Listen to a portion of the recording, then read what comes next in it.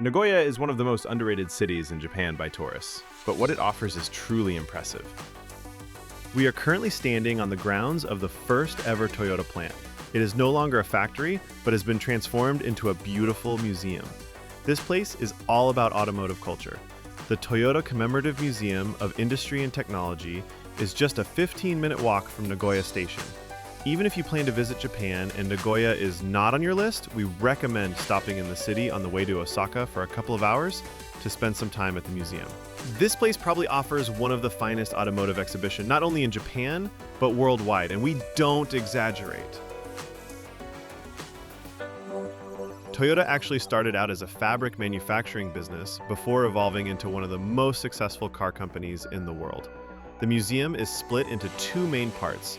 The first highlights Toyota's origins in textile manufacturing. Here, you'll see old loom machines and some really fascinating early tech. The other part is all about the car history. You'll get to see how the Toyota name and logo changed over time and how the company moved from making small engines to producing full cars on its own. The automotive section is particularly fascinating.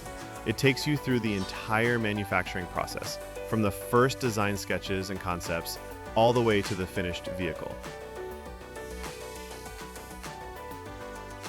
You can even watch robots and machines in action building car parts with incredible precision.